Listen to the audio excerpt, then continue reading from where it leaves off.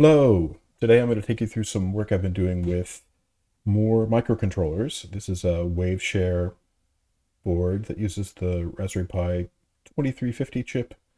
It has its own USB port, and then it has a female USB port that you can connect other devices to. So I'm not doing that today because we've got a few too many things and variations, and I want to unplug and replug things. So what I'm doing instead is routing everything with software running on my computer, in this case MIDI, which you can see on the left side there. I've got everything connected to MIDI through port, which is just a convenient place to gather everything together. And that is connected to software that's producing a sound. So this is Launchpad Pro Mark II. Right now, it's just doing what you'd expect from any kind of piano. Each pad is one semitone away from the previous pad. And this one's kind of funny in that after the fifth pad, it wraps around, gives you kind of like a guitar tuning, which I think is pretty cool. But and the pink pads are an octave apart, so this is an octave apart. And I'm going to show you a few things that will change this in a minute, but I also wanted to show you the Dupfer R2M. This is our ribbon controller that outputs MIDI notes. It's configured to output 2 octaves worth, so you can hear by default.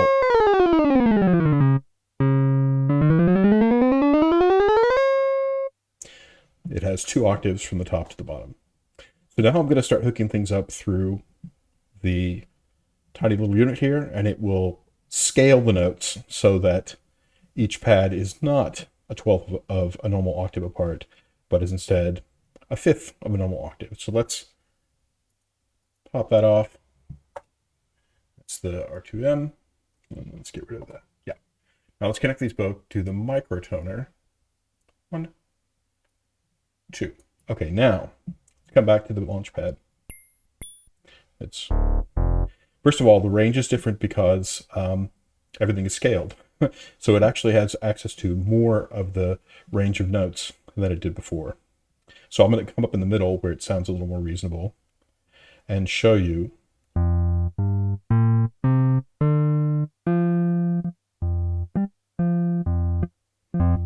Six pads apart is an octave. And since this is tuned with a shift of 5,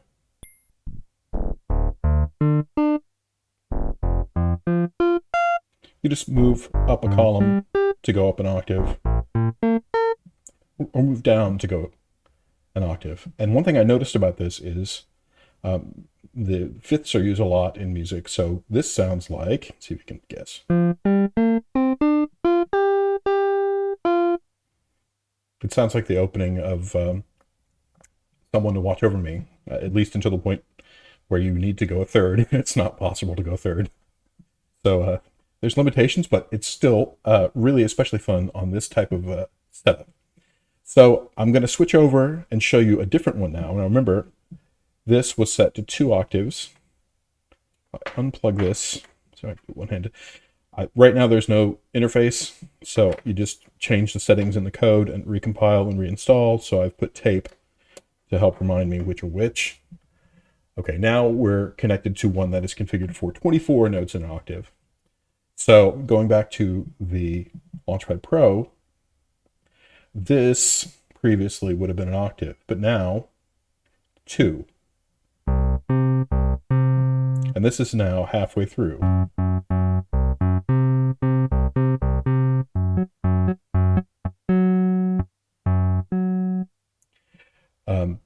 And then the Dupfer, which was configured to do 2 octaves, now does 1 octave. So that gives you an idea of what you can do, translating the 12-note octave that most instruments are configured to play into something else. And one of the things I use it for is going much higher than this, like to say 192 notes in an octave, and then you get a very fine kind of transition between notes that sounds a bit more theremin-like. That's actually why I originally designed this instrument. So this Go, it actually can support a wider range of use cases, including playing music written in other tunings, which I think is pretty neat, and I'll have to figure out good ways to show it off. Right now I'm using it in monotimbral mode. In other words, it turns off the previous note and pitch bends each new note to the appropriate fractional note. So for notes that are even, it sends nothing. It knows it doesn't need to do anything. But this note is now halfway between. It'll pitch bend it a quarter tone up. So unless your software supports multi-timbrality, you really can only play one note at a time, because otherwise you wouldn't be able to bend the notes independently. It would just, every note would be bent to the last thing you sent it, which is just going to sound like chaos. So this is the approach I found that works for a huge range of tunings, but it's monophonic. And in a later video, I'll demonstrate for you the polyphonic approach, the multi-timbral approach, but I'll have to dust off an instrument that supports that. It's not as common now as it was a few years ago, but I will set up something to show you how that works where you have polyphony. But for now, I think this is a pretty good introduction to what I'm working on. I'll put a link to the source code, which is up on GitHub. And if you have Raspberry Pi 2040 or 2350, especially one with a USB port, feel free to check it out. Anyway, I hope you found it interesting, and thanks for your time.